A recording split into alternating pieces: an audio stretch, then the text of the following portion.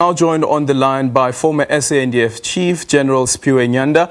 General Nyanda, good evening and welcome to African Perspective. Let's start off here. Should South Africa be concerned? Well, good evening, Adrian, and good evening to your listeners as well. I think it is not as simple as we might want to believe. Mm-hmm. When we were drawing up the code of conduct and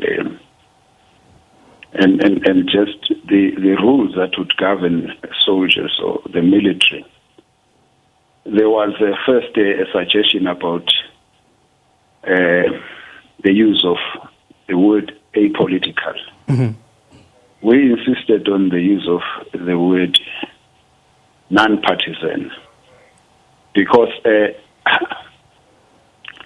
stemming from the history of many of the people who integrated into the defense force, either from the apartheid regime mm-hmm. or from the liberation movement, it would have been very difficult for people to be apolitical.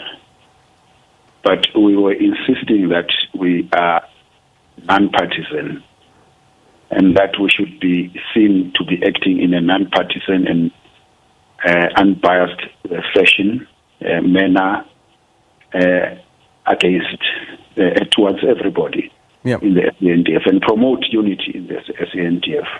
Mm-hmm. If I just take what the statement from the SANDF, which I read this afternoon, I think there is reason to be concerned, even though I have said what I have said mm-hmm. about members of political parties openly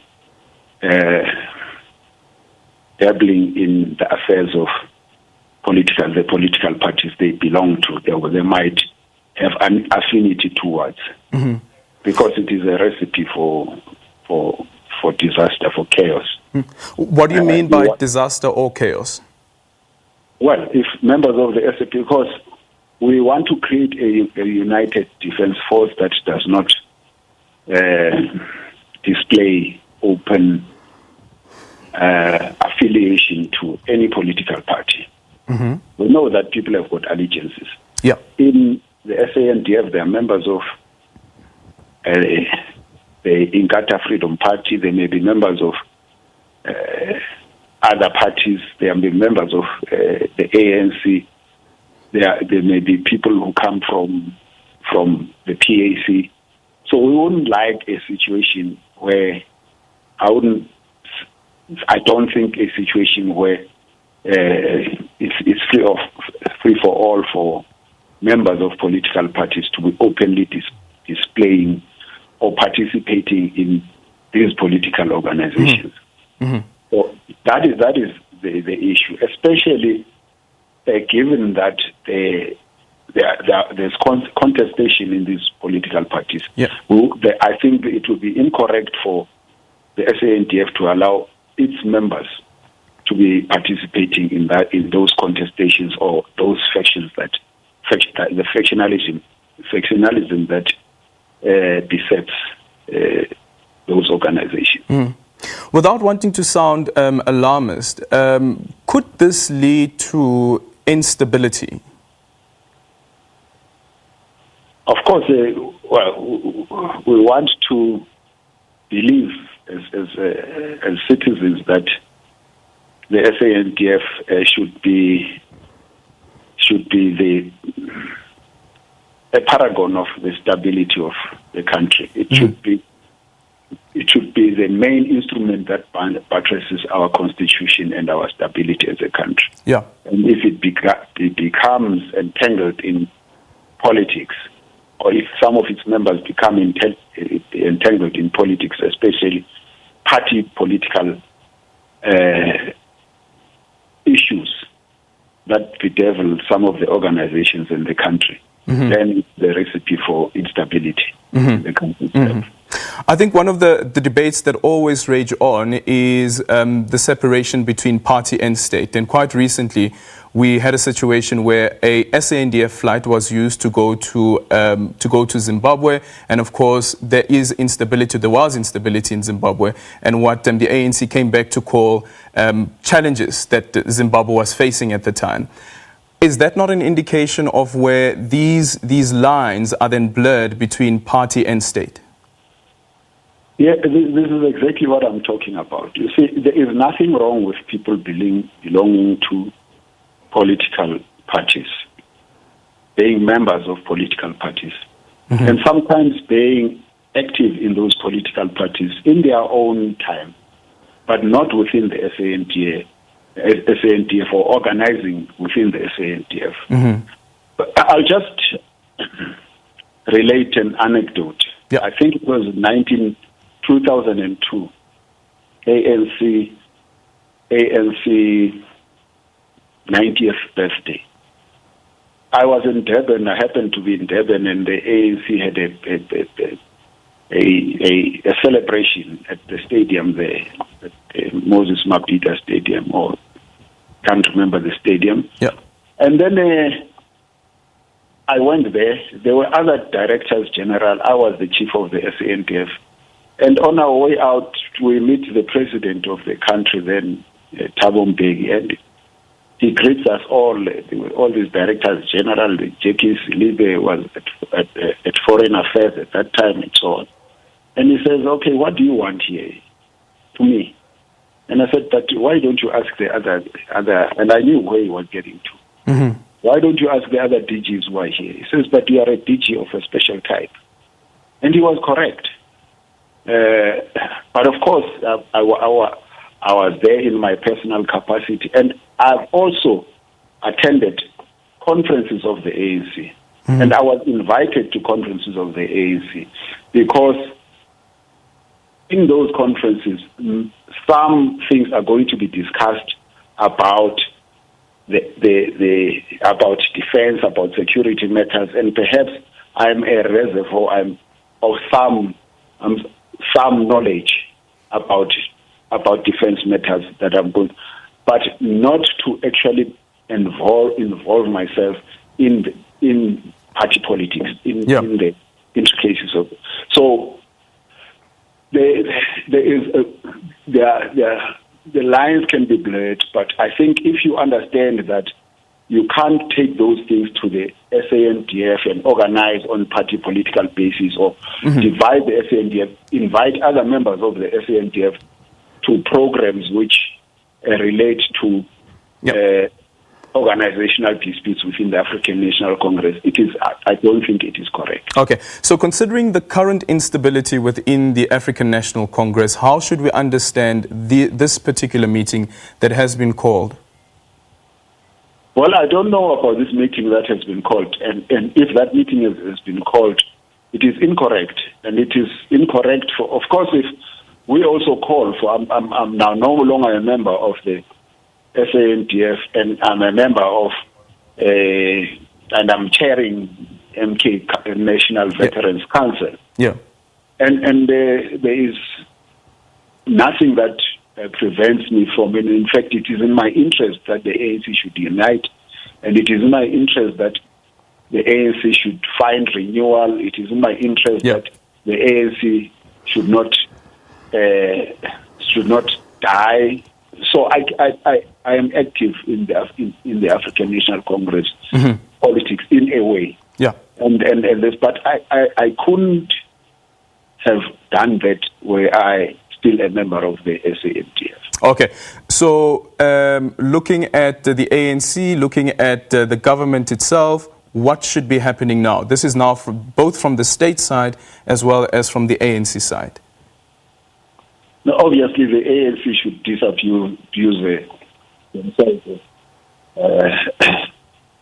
Those people who are purporting to be its members, who are trying to destabilize, or whose activities may result in the destabilization of the SANDF and government as well. I think that is why the statement from the military command of the SANDF is quite correct to say it is intolerable for members of the SANDF to involve themselves in party politics.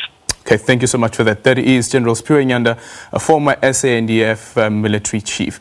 So when we come back, we'll be in conversation with the political analyst, Professor Siphamandla Zondi, about the conversation that we just had around the fears that this may just lead to. Okay, we understand that the Prof is on the line. Prof, good evening and welcome to African Perspective. Your initial remarks, just listening into what the former army chief had to say there. Good evening. Of course, General Siphiwe Nyanda is establishing the normal principle and a constitutional principle that separates the powers of different organs of the state and that assign a role for the military that is focused on securing the interest of the country and the interest of the people of the country, and dissuades it from getting involved in the politics of the country and the governance of the country, because that's a slippery road other countries moved into, and it led to instability. So it is quite an established point. It's actually what General Choke and the leadership of the Defense Force actually said anyway. Okay, and then looking at, for instance, the history of the ANC's instability, the recall, for instance, of former President Thabo Mbeki, the recall of former President Jacob Zuma. Well, at the initial stage, it would seem that there was stability. How should we understand what is currently happening now? Yes, so we've had experiences where the military might have been enticed to get involved and manage or assist in those incidents that you have mentioned. But we noticed that it stayed in its lane and it stayed away from it. It kept its professional road. There is no reason to believe that that will change. It is other organs of security, of the security establishment, that got involved. You know about that extensive external review of the State Security Agency that found that it was drawn into factional battles within the ANC, and they found themselves entangled in the ANC politics, which was quite unfortunate. And of course, the national prosecution got involved, but the military has kept in its rightful constitutional role up to this point. And the statement issued by the leadership of the Defense Force re-established that line. And if anyone was going to cross it, they now know that they will not be tolerated if they crossed it. Let's just quickly take a step back and listen to an interview where former President Thabo Mbeki spoke about the importance around the stability of the military, especially considering the recall that came. Because I had a conversation with the former, well, not the former, but the Chaplain General. And the Chaplain General said, and this was a couple of years ago, the Chaplain General said that they did go to former President Thabo Mbeki at the time when he was still president, when he was recalled, and they had a conversation, and they said that we pledge our allegiance to you as our commander-in-chief, as well as our allegiance to the country. However, though, there was an emphasis that the allegiance should be to the country more than to me as an individual. Let's just take a listen to that. I'm very, very pleased indeed that all of them have assured me that that's precisely what they would do. They know their mandates. They know what the law prescribes, and as I was saying, they are professionals in their fields and will continue to conduct themselves as professionals. So it was good for me that at least I could meet them formally to say goodbye to them and to thank them and really to encourage them to continue their work as normal. A very important statement there from the former president. How should we understand that, taking into consideration what's currently happening? It also comes out in that book by the former DG in the presidency, the 8 days in September, that the military reassured all the actors that it will stay in its lane, it will stay in the barracks, it will play the role that it is assigned to constitutionally. Again, when there was a recall of President Zuma, we know for a fact, because it was reported, that the military came to reassure everybody that whatever the politicians decide, they will then, once everything has been constitutionally processed, gone through parliament and stuff, then they will serve whoever it is. They were simply assuring the nation that they would serve any leader who is constitutionally placed in their position, and that they would not be drawn into these battles. But these things, this constant reassurance by the military of this road must mean that there are some, maybe individuals or groups of individuals who may have been trying to draw them in during the removal of President Mbeki or during the removal of Zuma, and then in the current situation as well. It sends a signal that they are responding to something, and they are seeing signals that say they are being drawn into political battle. But it's really good that they remember their constitutional mandate. Should that emphasis also then their original role is? Should that emphasis also now come from the Commander-in-Chief of the SANDF, and that is the President of the country? Yes, of course. The Commander-in-Chief of the country is not like a patron of the military, but the real chief of the military is General Shoke. And he wrote that statement, and that stands, very firmly. It is because what had come out as rumors was that certain members of the military were going to go to brief the ANC or whatever it is. And now, as the boss of those military forces, it was right that General Shoke is the one who speaks. But had this spilled over and somebody big spoken on it, then perhaps the president would then have to speak because he is the political head of the military, and General Shoke is the military head of the military. And looking, for instance, at what happened in Zimbabwe, what now happened in Mali as well, as a country, should we be concerned, and are you able to draw any parallels? Because all of these things start off from machinations. They start off from these small covert meetings that would be there, and then all of a sudden they blow up. All over the world, we should always be vigilant about the role the military plays in systems. You know, we've seen it on this continent. We've seen it in Asia. We've seen it quite a number of countries all over, where the military oversteps that mark and seek to engineer political outcomes. It often backfires. It never leads to stability. It complicates the constitutional role of the military. So often it never goes back to normality. And the military becomes loathed, it becomes feared, it becomes drawn into the murky politics of domestic power plays. And I am assured by the position of the leadership of the military during Nyanda's days and now during General Shoke's days, that they understand how important that role is. And I have been someone who has taught in the Defense Academy for over 10 years. I know that even in their training, civilian control over military is emphasized as a critical element. Almost 30% of the training for the senior staff focuses on civilian control over military. You are not civilians. You have an assigned role, and your role is outside the civilian space. It's outside the political space.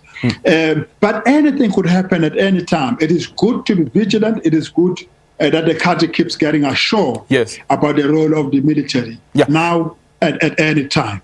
So when we look at the blocks on the continent, and still making the example of Zimbabwe and how SADC responded to that coup, not coup, and you look at what happened in Mali and how ECOWAS has now responded to that, does it at all give you the impression that it almost creates this facade that it is the people who have decided? It is the people who have decided that this person should be removed, and therefore you'd have a military rule that then steps in, and of course at a later stage you'd have a president who will be heading the country. Yeah, yes, and in our experience of the military takeovers, and the continent has ever over 30 of them, is that it almost always happens when the political processes fail. It always almost happens when a crisis goes on for a long period of time and the politicians fail, and this entices the military as the only stable state institution to stabilize the situation. So it's a very rare thing. And secondly, it almost happens where there is a deep politicization of the military. If you look at Zimbabwe, for example, the military has always been politicized and has always seen itself in political terms.